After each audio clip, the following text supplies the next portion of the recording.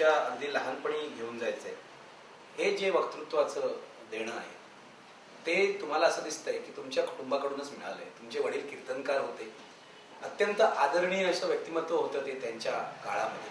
तुमचे आजोबा सुद्धा याच परंपरेतले होते. तुम्ही उत्तम वक्ता होण्यामागे ही सगळी कौटुंबिक परंपरा आहे का? निश्चित तीच पुण्याई माझ्याजवळ फार मोठी होती. नुसतं वक्तृत्वाच्या बाबतीत नाही, ज्ञानाची आस्था टिकवण्याच्या बाबतीतसुद्धा मला ही पुण्याई उपयोगी पडली. माझे पणजोबा रामशास्त्री शेवाळकर ते शेवाळ्याला होते परभणी जिल्ह्यात. त्यांची प्रवचनं अचलपूरच्या एका श्रीमंतांनी ऐकली आणि त्यांच्या ज्ञानावर आणि वाणीवर लुब्ध होऊन तो त्यांना घेऊन आला अचलपूरला. म्हणून आम्ही शेवाळकर झालो. आणि आता आम्ही धर्माधिकारी होतो. त्यांच्यापासून ते लिहायचे सुद्धा. त्यांनी संस्कृत आणि मराठीमध्ये पद्यरचना केलेली आहे. हा सगळा जो वाण आहे तो माझ्या घराण्यातूनच मला मिळालेला आहे. वडिलांच्या कीर्तनांचं मी नक्कल करीत घरी समवयस्कांमध्ये. ती त्यांच्या कानावर गेल्यानंतर त्यांनी मग मला कीर्तनं लिहून द्यावीत आणि मग ती धिट्याने मी करून दाखवावीत लोकांसमोर. अशातून ते वक्तृत्व उत्पन्न झालं. नंतर मी विद्यार्थी दशेमध्ये विद्यार्थी काँग्रेसचा पुढारी होतो, स्थानिक पातळीवरचा. विद्यार्थ्यांसमोर बोलावं लागेल आणि आपोआप त्यांच्याकडनं उत्तेजन मिळेल. म्हणजे आपोआप मग मला माझ्या वक्तृत्वाबद्दलचा आत्मविश्वास असा उमलत गेला. तेव्हा श्रेयस हे सगळं ते त्यांचंच. ही किती सालची गोष्ट आहे? तुम्ही म्हणाल विद्यार्थी काँग्रेसमध्ये तुम्ही भाषणं करत होता. 47-48. तो सगळा स्वातंत्र्य आंदोलनाचा काळ होता. पण हे सगळं तुम्ही म्हणजे कीर्तनाची परंपरा, स्वातंत्र्य आंदोलनाचा काळ, विद्यार्थी काँग्रेस, पुढे तुम्ही कीर्तन केलं नाही पण उत्कृष्ट वक्ते झाला, याचा अर्थ कसा लावायचा? याचा अर्थ एवढाच आहे की माझं वक्तृत्व किंवा माझं व्याख्यान हे गद्य कीर्तनासारखंच असतं. लोक रसाळ म्हणून त्याला जे म्हणतात त्याचं कारणच आहे की ते अनुभव, ते विवेचन, ते ज्ञान जेव्हा माझ्या व्याख्यानातून प्रगट होतं तेव्हा लोकांना ते फक्त ऐकायला मिळत नाही, ते अनुभवायला मिळतं. कीर्तनामध्ये तसा आपण अनुभव घेत असतो. ज्याचं आख्यान असेल त्या आख्यानाच्या नायकाच्या सुखदुःखाशी आपण समरस होत असतो. तीच पद्धती वेगळ्या क्षेत्राकरता मी वापरली असं म्हणायला हरकत नाही. ही जी परंपरा आहे कीर्तनाची, महाराष्ट्रामध्ये खूप मोठी कीर्तनाची परंपरा होती जी आज नाही आहे असं वाटतं. नव्या पिढीपर्यंत कीर्तन पोचलेलं नाही. तुम्हाला असं वाटतं की त्या काळामध्ये कीर्तनकारांनी जे काम केलं, म्हणजे राष्ट्रीय संदेश पोचवण्याचं पण काम केलं, आध्यात्मिक संदेश पोचवण्याचं पण काम केलं, समाजाला जागृत करण्याचं काम केलं, ही परंपरा तुटल्यामुळे हे सगळं काम खंडित झालंय? असं नाही वाटत मला. याचं कारण असं आहे की तुम्हाला कल्पना नसेल, मी अखिल भारतीय कीर्तन कुलाचा अध्यक्ष आहे अजूनही. हां, त्यामुळे माझं त्या क्षेत्राशी संबंध आहे. माझं निरीक्षण असं आहे की आता कीर्तनाच्या क्षेत्रामध्ये नवे तरुणसुद्धा शिरत आहेत. ते शिकलेले आहेत आणि काही लोक तर पोटापाण्याला लागले आहेत. असं असतानासुद्धा ते कीर्तनाच्या क्षेत्रामध्ये शिरलेले आहेत आणि ते अतिशय लोकप्रिय झालेले आहेत. आता आम्ही जे मोठमोठे कीर्तन महोत्सव आयोजित करतो त्यातून अशा लोकांचा आम्हाला शोध लागतो. त्या नव्या पिढीपर्यंत पोहोचले आहेत कीर्तन करण्याच्या बाबतीत आणि ऐकण्याच्या बाबतीत. आता श्रोत्यांमध्ये नवे चेहरे, तरुण चेहरे, उमलते चेहरे हे मोठ्या प्रमाणामध्ये आता दिसू लागलेली एक आशेची परिस्थिती आहे. प्रश्न फक्त तुमचा जो आहे त्याचा रोख समजून घेऊन मी आपल्याला एवढंच सांगेन की आजचं कीर्तन एक कलेच्या पातळीवर जाण्यामध्ये धन्यता मानतं. म्हणजे ते कलात्मक हे जास्ती होऊ लागलेलं आहे. लोकांना ते जास्ती त्याच्यामुळे रुचकर वाटू लागलेले आहेत आणि त्या दृष्टीने कीर्तन या प्रकाराची सौंदर्याची सुद्धा आयाम अशी वाढत चाललेली आहेत. पूर्वीचं कीर्तन संस्काराच्या दृष्टीने हे अधिक लोकप्रिय होतं, कारण कीर्तनकार हा स्वतः आचार संपन्न असायचा. कुठे होतो हा कीर्तनाचा प्रकार वाढत जाणं आणि हे लोकप्रिय होणं आणि त्याला तरुण पिढीचा श्रोता मिळणं, हे नेमकं होतंय कुठे? हे पूर्वी फक्त मंदिरांमध्ये व्हायचं, आता ते मंडपांमध्ये होऊ लागलेलं आहे.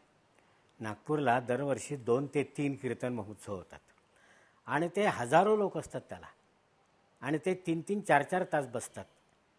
मी ज्या काळात प्रकृतीने चांगला होतो त्या काळात मी कीर्तन कुलाकरता सुद्धा बृहन महाराष्ट्रात दौरे केलेले आहेत आणि त्यावर अगदी हैदराबादपासून तो बेळगावपर्यंत, ग्वाल्हेरपर्यंत सगळीकडे मला कीर्तनाला हीच गर्दी दिसली.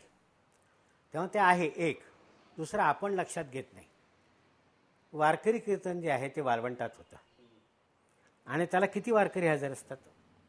आज वारकरी कीर्तनांमध्ये सुद्धा सगळ्यात लोकप्रिय असा जे कीर्तनकार आहे तो म्हणजे बाबा महाराज सातारकर. प्रचंड गर्दी असते त्यांना आणि ते त्यात समरस होऊन जातात. तेव्हा आपल्याला तिकडे जाण्याची आणि पाहण्याची सवय नसते आणि त्याच्यामुळे ते आपल्या लक्षात येत नाही. ज्ञानदेवांचं तत्त्वज्ञान नामदेवाने आणलं कीर्तनाच्या रूपाने. वाळवंटात उभा राहायचा. महिपतीने वर्णन केलं आहे त्याच्या युनिफॉर्मचं. सुंबाचा करदोडा, रक्त्याची लंगोटी, नामा वाळवंटी कथा करी. आणि त्याच्यामुळं ज्ञानेश्वरांचा जो संदेश आहे तो नामदेवांना अधिक व्यापक करता आला. नाचू कीर्तनाचे रंगी, ज्ञानदीप लावू जगी. त्याने नामदीप म्हटलेलं नाही आहे, पण हे अधिक व्यापक करण्याचं जे श्रेय आहे ते नामदेवांचं आहे. तुम्ही जे म्हणताय की कीर्तनातून सुद्धा ज्ञानाचा प्रसार झाला पाहिजे, ज्ञानाचं रोपण झालं पाहिजे.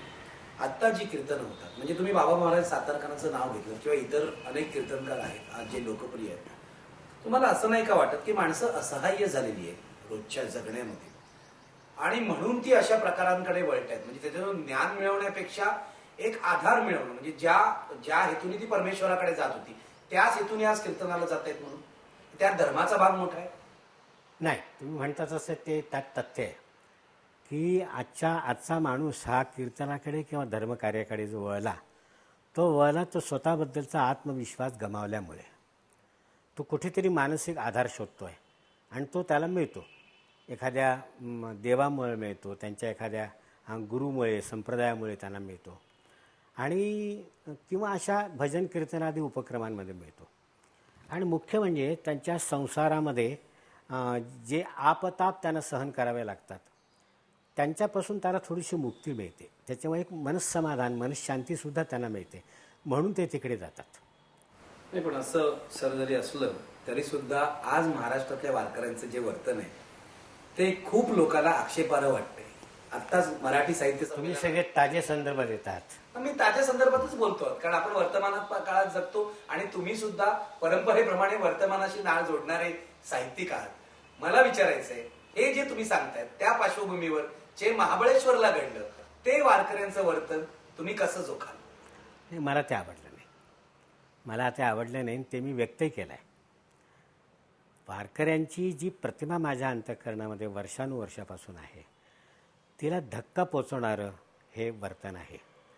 परंतु त्यांच्या मागे आपण त्यांना एक कारण दिलेलं आहे. ते कारण म्हणजे त्यांच्या श्रद्धास्थानांना दुखावण्याचं.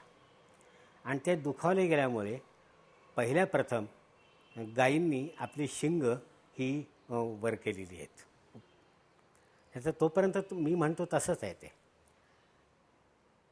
आजच्या उदाहरणावरून, आजच्या प्रसंगावरून किंवा अनुभवावरून आपण समस्त वारकऱ्यांबद्दल विधान नाही करू शकत. हा वारकऱ्यांचा एक गट आहे. गट आहे आणि त्यांना शक्यता आहे राजकारणाची बाधा झाली असल्याची. काय कुठेही ताकद दिसली समूहाची की ती ताकद राजकारणासाठी वापरण्याची राजकीय नेत्यांना नेहमी प्रवृत्ती होत असते.